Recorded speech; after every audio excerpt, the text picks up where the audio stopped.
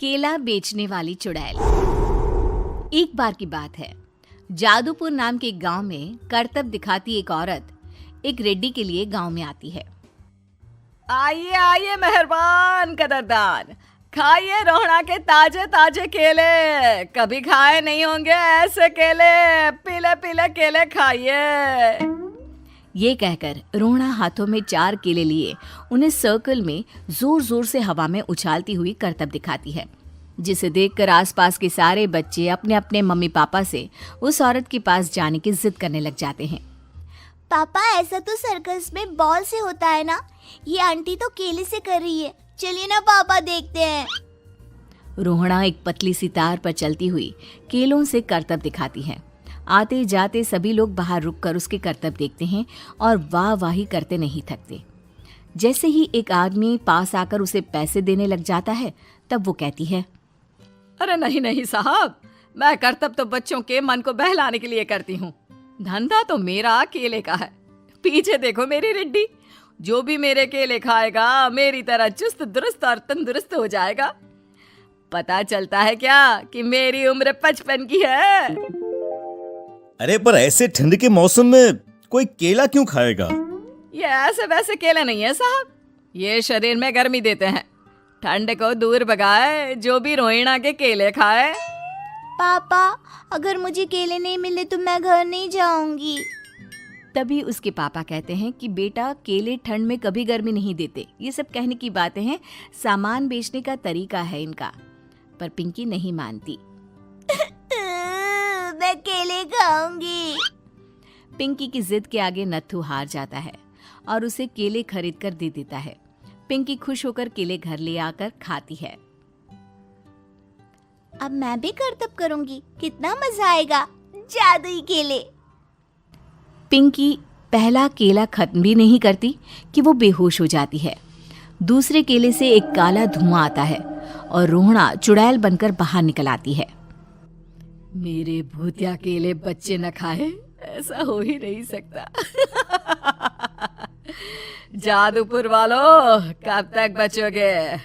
आ गई हूं मैं रोहड़ा, जिसका कोई नहीं कर सकता सामना।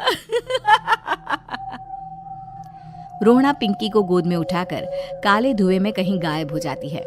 शाम के वक्त नत्थू घर लौटता है और पिंकी को घर में ना पाकर उसकी माँ से कहता है, माँ पिंकी कहाँ है? अरे बेटा, उसे तो तू सुबह करतब दिखाने ले गया था ना, फिर कहाँ वापस आए तुम दोनों? मुझे लगा तू उसे अपने साथ मंडी ले गया होगा। हे भगवान, मेरी बच्ची कहाँ गई?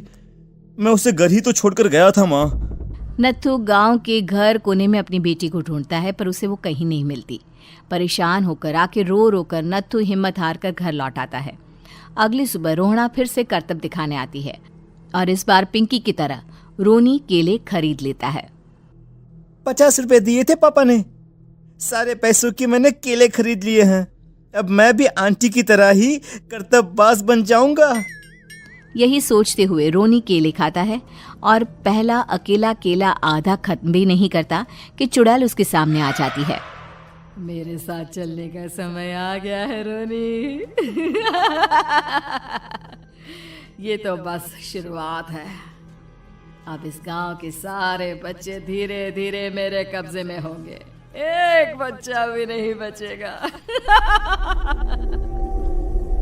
ये कहकर रोनी को गोद में लेकर काले धुएं में अदृश्य हो जाती है। इसके बाद हर रोज गांव में से कोई ना कोई बच्चा गायब होता, पर ऐसा क्यों हो रहा है किसी को भी समझ में नहीं आ पा रहा था। रोज की तरह अपनी बेटी पिंकी की तलाश में नत्थू गांव के एक तालाब के पास बैठा रो रहा था। कहाँ गई मेरी पिंकी?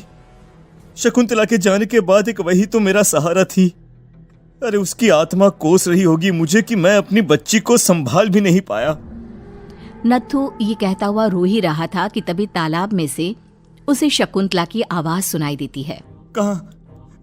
कहाँ थी तुम शकुंतला? हमारी बच्ची और सारे गायब हुए बच्चे रोहड़ा के कब्जे में हैं। वो बच्चों को जो केले देती है उससे बच्चे बेहोश हो जाते हैं और उसके कब्जे में आ जाते हैं और वो उन्हें ले जाकर काली दुनिया में ले जाती है। पर वो ऐसा क्यों कर रही है? ये मैं नहीं जानती, पर उस दुनिया का रास्ता मैं आपको बता सकती हूँ। जहां ये नदी खत्म होती है वहां एक केले का पेड़ है, उसके नीचे एक दरवाजा है, वहीं से रास्ता जाता है उस दुनिया का। ये कहकर शकुंतला की आत्मा गायब हो जाती है।